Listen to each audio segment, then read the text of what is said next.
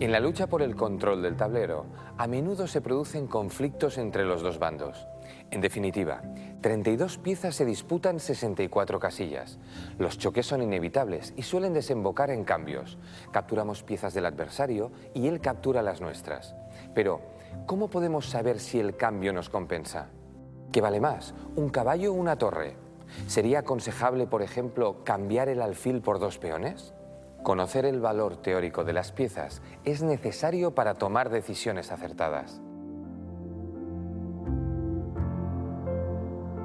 Y esto es precisamente lo que vamos a hacer ahora. Conocer a fondo las piezas y establecer un sistema de medida que nos permita comparar su fuerza relativa. Pensad que la importancia de una pieza está directamente relacionada con las características de su movimiento.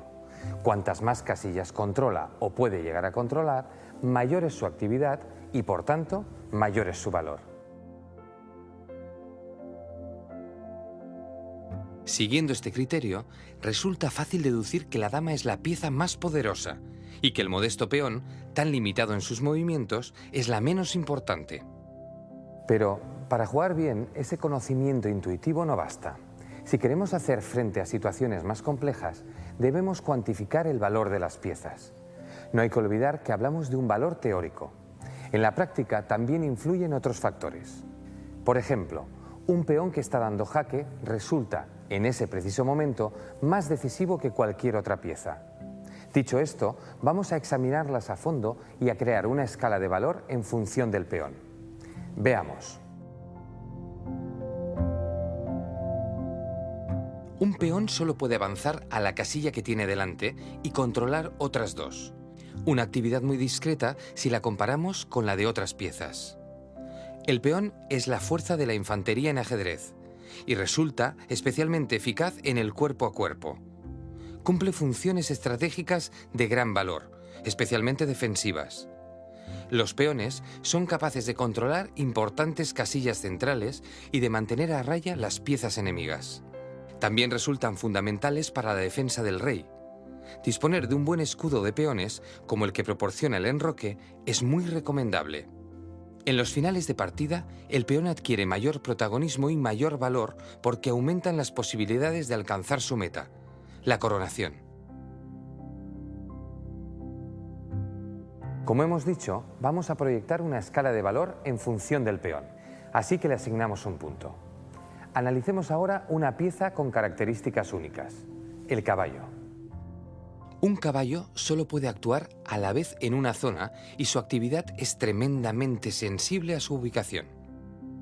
Si están situados en el centro, pueden controlar un máximo de 8 casillas, pero a medida que se acercan a los lindes del tablero, su control disminuye.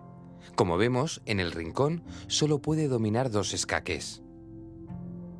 El caballo se desplaza de forma directa, a diferencia del alfil, la torre o la dama. Su trayectoria no puede ser interrumpida. Esto le hace especialmente temible en los jaques al rey. Ante un caballo queda descartada la opción de cubrir el jaque.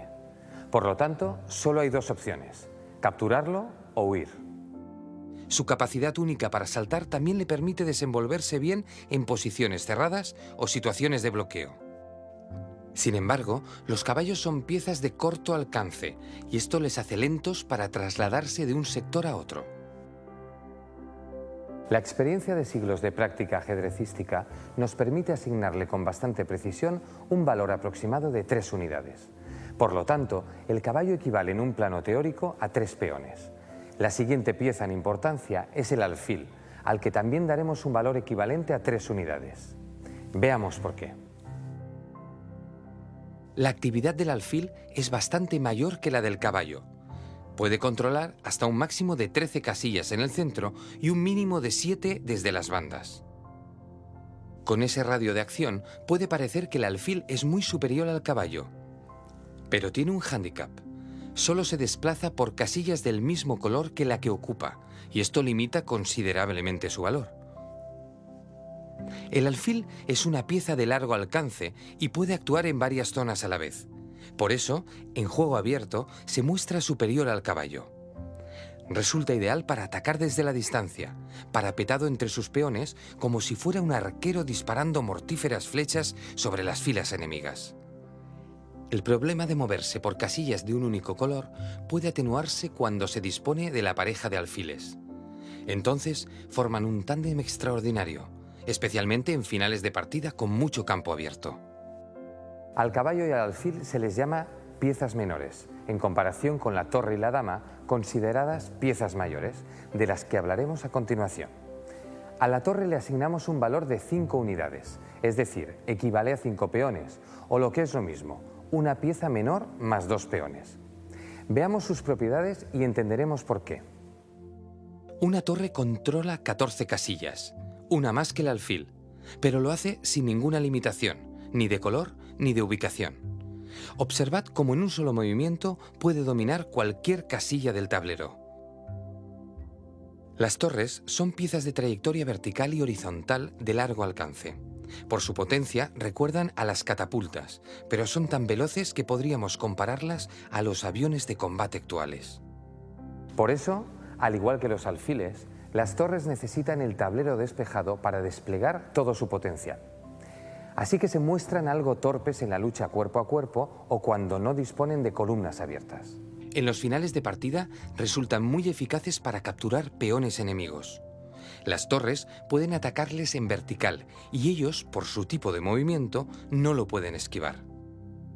También son temibles en el ataque al rey porque tienen la capacidad de cortar el tablero, impidiendo que el rey enemigo pueda cruzar filas o columnas para escapar. Y ya solo falta una última pieza, la más poderosa de todas, la dama.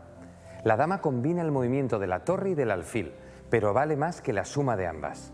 Por convención, su valor se ha establecido en algo más de 9 unidades. Vamos a conocerla a fondo. La actividad de la dama es espectacular.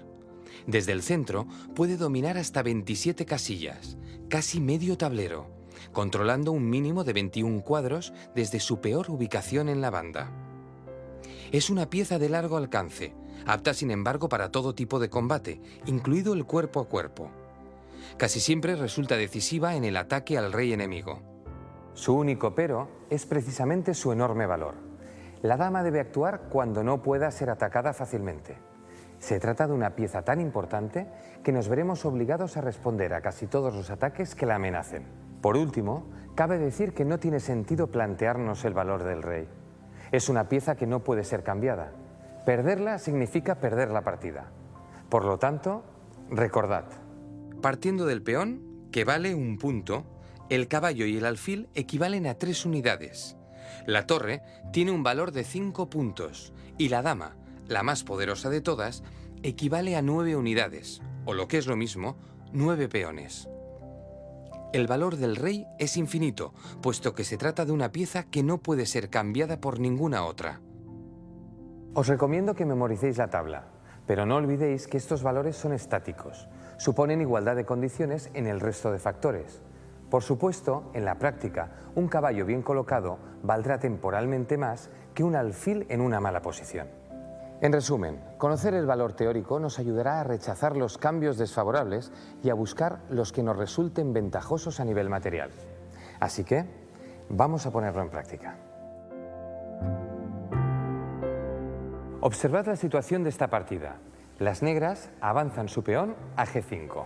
Si las blancas hacen caso omiso a las intenciones del rival y deciden, por ejemplo, desarrollar su otro caballo en C3, perderán el alfil. Es verdad que podrían capturar el peón, pero como sabemos, un alfil vale 3 peones, así que este intercambio resulta muy desfavorable para las blancas. Por lo tanto, hay que atender a la amenaza de las negras. Así que os planteo una pregunta.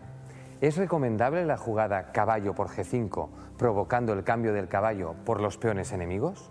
¿O bien sería más prudente mover el alfil a G3, renunciando por el momento a los cambios? Pensadlo un momento. Debéis calcular la jugada y decidir cuál sería la mejor opción.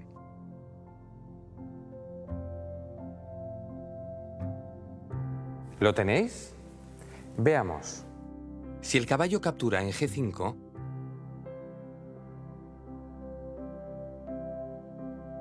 Las negras responderán tomándolo. El alfil podría capturar este otro peón, pero observad que las blancas obtienen solo 2 peones a cambio del caballo, que vale 3. Definitivamente, lo aconsejable es retirar el alfil. Si no lo habéis acertado, no os preocupéis. Solo hay que practicar un poco más. Os planteo un segundo ejercicio. Examinad esta posición. ¿Podríais hacer un cómputo del material?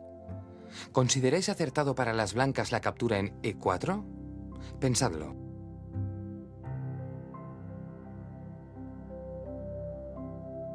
Lo correcto sería apartar la dama del ataque enemigo. Observad por qué. Si las damas capturasen en E4,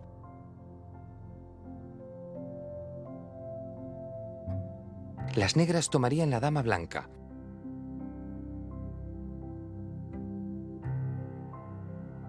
Y el rey haría lo propio con el caballo. Pero si lo ponemos en una balanza, vemos que las blancas han perdido los 9 puntos de la dama y las negras tan solo 8, la suma de la torre y el caballo. Para acabar de asimilar lo que suponen los cambios a nivel material, os propongo un último ejercicio. Es muy sencillo. Voy a mostraros unas balanzas y tendréis que comprobar si se inclinan en la dirección adecuada o no. ¿Estáis preparados? Vamos allá. Primera balanza. ¿Es correcto?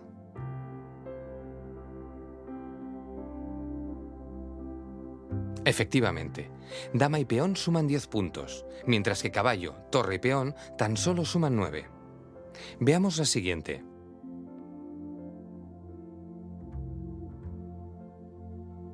¿Verdadero o falso?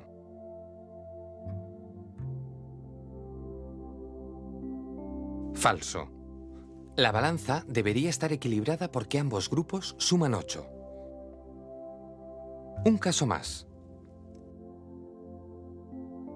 ¿Está bien la balanza?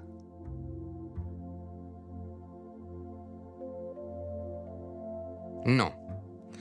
Tendría que inclinarse hacia la izquierda.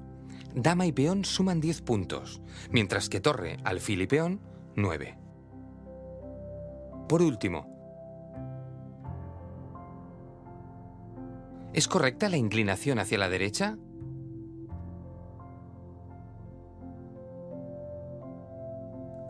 Por supuesto que sí. Torre y peón suman 6, mientras que alfil, más los 2 peones, solo suman 5 puntos. Como habéis visto, esta escala de valor ayuda mucho a la hora de sopesar las opciones. Y es importante no tomar decisiones que nos hagan perder material.